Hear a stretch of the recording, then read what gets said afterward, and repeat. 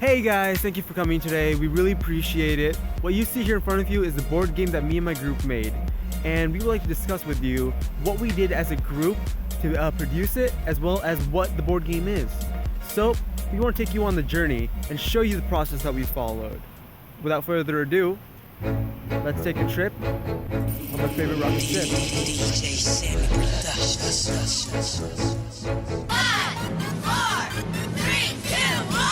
We're going on a trip in our favorite rocket ship. Hello again. So my name is Viren Kumar. This here is Hi, I'm Keki. so welcome, and let's start our journey. So our journey started off at our first group meeting, and at that group meeting, we were tasked to create rules, the norms that our group was going to follow when going through our final project. So when we started talking, we realized that a lot of us had similar interests. We were able to talk through a lot of our issues. And what is that called? It's called consensus decision making. And actually, in the book on pages 252 and 253, it explains those issues and problems. It talks about consensus decision making, where groups come together, they talk through the solutions and problems, and they're able to come to a consensus or a decision on what choice to do, what decision to make. And similarly, our group was able to first brainstorm many different ideas and solutions that could possibly work for us. Once that was done, we were able to then weed out the solutions, decisions that were not necessarily the perfect ones, and we were able to take the stronger ones and make them even stronger, and then ultimately decide by voting. We did a lot of voting throughout the process.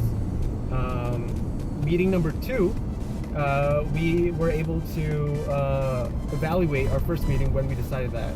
There we realized how well we were able to avoid groupthink, which we didn't realize in the first meeting. We noticed how there was always someone that questioned the decision that we made, not out of rudeness or disrespect, but actually to improve our solutions. We were able to make better and better decisions, and make sure that we didn't make any mistakes because of our cohesiveness, because of how similarly we thought. There was always a devil's advocate in a sense. And you can read more about groupthink on page 268 in the book as well. So next, also in meeting 2, we made a solid structure of what roles we were going to play, especially in leadership. Kiki, do you want to talk more about the leadership aspects? Yeah, next I will talk about leadership in your group. According to the textbook, to have leadership in your group is very good thing to do teamwork effectively. There are 2 types of leadership. One is designated leader, and second one is emergent leader. So before we started the final project, we established a leadership in your group. So we established designated leader in your group. So according to the page 155, verbal style is very important for leader. So B was elected but designated leader. He is leading discussion. Also, I thought experience is very important for leadership. So final project is making board game, and he had experience of making board game. He did about 1 year project of board game. So he was willing to become a leader. So he became the designated leader in your group. So he knew how to make board game very well. So he usually suggested the procedure of making board game. But he was not autocratic leader, he was democratic leader. So he didn't try to dominate in a group, and he also didn't decide by himself. He tried to give us an equal participation, and also he summarized the discussion, and he tried to pick our everyone ideas for final decisions. Also, as page 201 says, he was leader as competitor, so he suggested the question to us, and he monitored the process, and he suggested to us what was missing and what was needed for group. So as I explained before, there are two types of leadership. The other one is the emergent leader. So according to the textbook and also according to the quiz of chapter 7, even if group has designated leader, the leader, emergent leader could be emerged in a group. So, and also it is very good to do teamwork effectively. Harry was also good at speaking and leading discussions, and also she had experience of communicating with children very much. So in this project, we have to think about children, so her experience is very helpful for our teams. And also page 155 says that emergent leaders seem to do a great job of focusing on the task and strongly influencing the other group members' perception about their ability to get the job done. She always tried to keep our meeting goal-oriented, and also she helped us to make sense of information final project in positive way. So here has been trace of leadership. So I think she was acknowledged as emergent leader too. So because of two leadership facets, he was designated leader, and also Harry was emergent leader. We could carry out our group project effectively.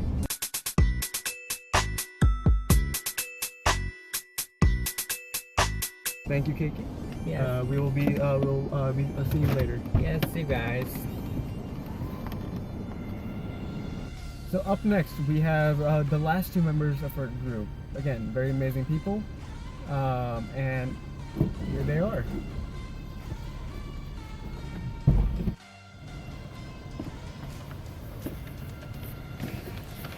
Hi, I'm Haley. Hi, I'm Nate. So Nick and Haley, what's the game called? It's called Feast. And the reason why we called it Feast is because Feast is a surplus of food, and we thought the name would be a little more catchy than dinner time or eating time. And the purpose of the game is to eat as much food as you can, like you would at a feast. Let's say I just bought the feast, and I open the box. What can I expect to find in the box? So in the box we have 6 board cards, we have 46 food cards, we have 9 candy champ cards, we have 30 blue mashed tokens, 30 red mashed tokens, 36 greens, 36 yellows mashed tokens, because each player needs to have 36 colored tokens so that they can play easily and they can know who has which color. Yeah. And also we have the mouth, the dinner table, and 4 plates. So the reason why we have the board cards is because we have words of foods and vegetables on it, and then we were going to put the board cards together. We want it to be an interactive board game where you can change it each time you start playing. Are the words that correlate to the food cards that have pictures of fruits and vegetables. We also picked the candy chomp cards, and they represent our wild cards, and they have candy on it that if you want to use it, you have to find a vegetable and put your munch token on the vegetable or fruit. The munch tokens are just representing your tokens on the board. So let's say Nick has red and I have blue. We picked 36 munch tokens, so we'd make sure that everyone would have enough. We also called them munch tokens because you're technically eating the food. Finally, we have the last 3, which is the mouth and the dinner table and the 4 plates. We're using the mouth as our discard pile because usually kids from 6 to 10 may not know what discard means. Also, since this is a food themed game, we thought it'd be funny that they discard their food card in the mouth. The other card placement we have is the dinner table, where you pick up a card because you take food off the dinner table. Finally, we have our 4 plates, which are little square and rectangle like card holders and token holders, so kids don't have their tokens all over the place. And again, we called them plates because it's a food theme. Okay, how do I set up the game? Okay, so the first thing you need to do is to place the large board card in a rectangle shape, and then everyone needs to pick four food cards, and then 36 marsh tokens, which you need to pick a pile which has one color, and then after the player who's the youngest start the game. So when we have like 3 players or 4 players, they'll ask each other who is born first, and then the youngest one will start. And one of the reasons why we put in youngest goes first is we kind of wanted to have it where kids would have to think about, all right, whose birthday is first? Why is their birthday first? So we're kind of trying to add a little educational twist to the traditional way of when someone's going to start. So when you put the board together, you have to make sure the list style with the words are facing up, and you put it together in a rectangle shape. Any formation you want, as long as it makes a rectangle. So now that we've set up the board, how do you start playing? Okay, so the first step is, as I mentioned before, the youngest one start. When after they'll pick 4 food cards, they'll look on the cards which has pictures, and they'll try to find the word that matches the picture on the card on the board. And then after they'll put a much token with their color on the board, and then after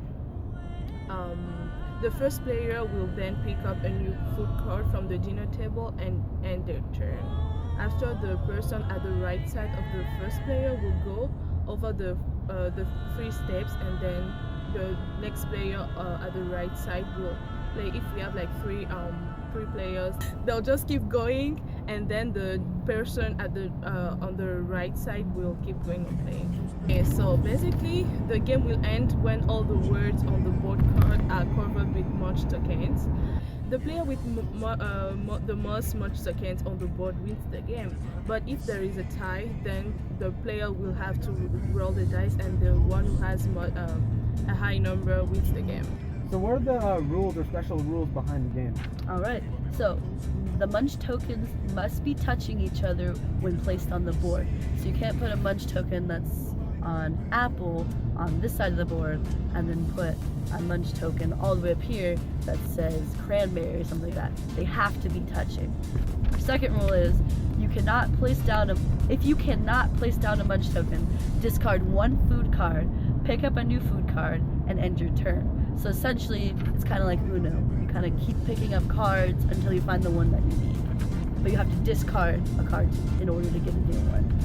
If you run out of food cards, shuffle the mouth pile and put them back on the dinner table. So basically, take the discard pile, shuffle it, and then redistribute it to everyone.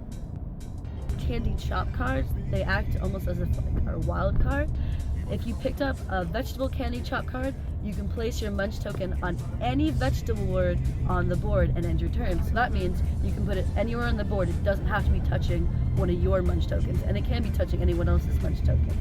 If you pick up a fruit candy chop card, same thing as vegetable, except you place your munch token on any fruit word on the board, and then you end your turn.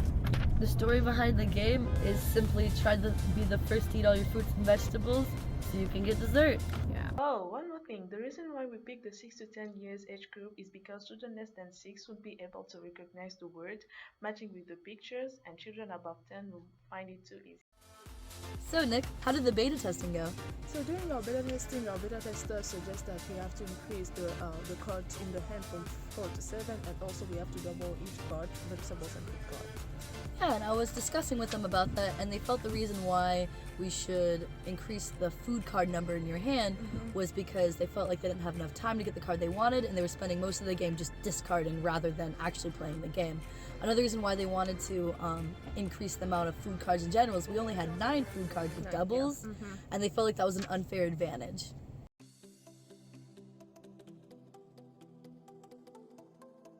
Okay, Jazzy, what was your opinion on the game? It was actually like pretty fun. It was more fun than I thought it was gonna be. Did you feel like the instructions were clear? Yeah, I thought they were pretty clear. Do you think this would be a good game for kids 6 to 10? Yeah, because it's like pretty easy once you get the hang of it. Alright, this is Eddie. What were your thoughts on the game? I liked it. I think there were some obvious pacing issues that could be resolved like a number of ways. I think you could, add more of the kind of like utility cards, like the Munch Crunch, whatever is the Fruit Munch. How many do you think we should add if you have a number? Double them. Double them? Any other thoughts? I thought the game was pretty fun. Do you think it's appropriate for ages 6 to 10? Oh, most definitely. Alright, now let's talk about why are games going to be beneficial for children. First off, why are board games beneficial to anyone? In a 2005 research study led by Miguel Cruz at the University of Connecticut, students were given an alternative to learning, a game called the Farm Game. And that's Farm, P-H-A-R-M. The game was designed as a learning tool for pharmaceutical employees and those who are working to get a pharmaceutical degree. Just like us, Vigil Cruz beta tested her game with her students and then took the recommendations and fixed the game over 3 semesters. What they did was they had 2 groups of students that were at the same level, pharmaceutical students. They took a pre-test, then one group did the normal lecture testing, and another group actually played the farm game. And then they came back, retook the test, and the farm game the people that were in the farm game group got exceptional better grades than the people that were in the lecture group. And so the conclusion was that board games are beneficial to your mind because it's a head and a hands-on learning experience. So also after researching, we knew that we had to make our board game successful and beneficial to students, and also it had to be educational, teaching the children to identify fruits and vegetables. Also, we made it competitive so that every player will engage in the game. And finally, we made sure our game takes off hands-on and head-on learning. Bye.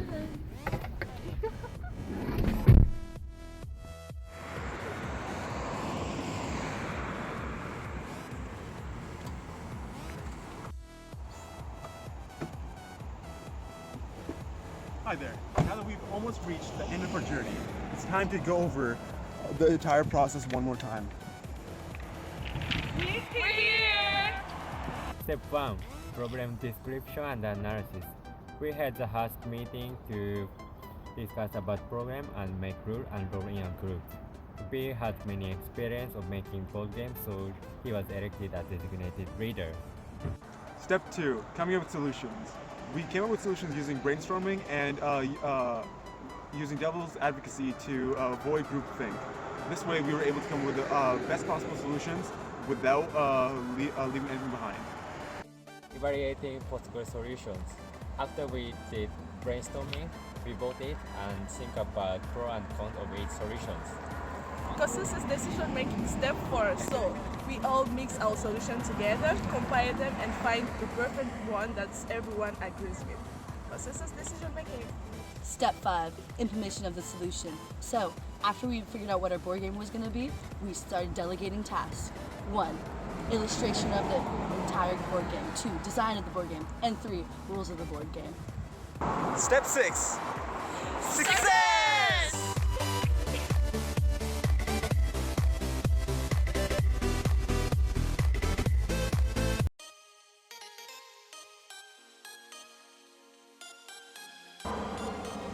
Step 4, consensus decision making. So Guys, step 4. no. Okay, step 4, consensus decision making.